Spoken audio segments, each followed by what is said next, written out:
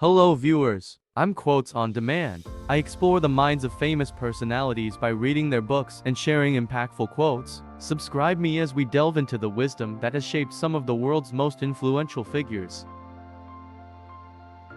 It's actually the samurai spirit, which is no fear and never give up. A samurai should always be prepared for death, whether his own or someone else's. It's actually the samurai spirit, which is no fear and never give up. The story of the samurai warriors charts the rise and fall of the most skilled and courageous group of elite combatants the world has ever seen. Two of the most remarkable aspects of samurai culture are Bushido, a strict philosophy which places absolute loyalty to the master above all else, and seppuku, ritual suicide performed in preference to dishonor. A child born into a samurai family was immersed in warrior culture from its first breath.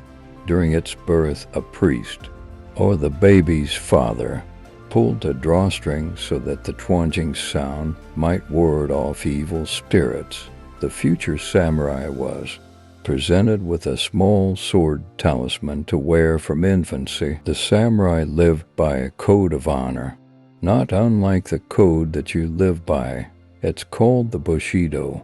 That was never written down, was always something the samurai knew, and it was handed down from one warrior to another. I look at the samurai because they were the artists of their time. What I think struck me when I read Bushido is compassion. If there's no one there to help, go out and find someone to help. That hit me because I try to lead my life like that. This is the substance of the way of the samurai. If by setting one's heart right every morning and evening, one is able to live as though his body were already dead, he gains freedom in the way. His whole life will be without blame, and he will succeed in his calling. It is bad when one thing becomes two. One should not look for anything else in the way of the samurai. If one understands things in this manner, he should be able to hear about all ways and be more and more in accord with his own. In the Kamigata area, they have a sort of tiered lunchbox they use for a single day and flower viewing. Upon returning, they throw them away, trampling them underfoot. The end is important in all things. The samurai swore an oath of loyalty to their leader and would fight to the death to protect him or her. This oath made the samurai even more fearsome on the battlefield.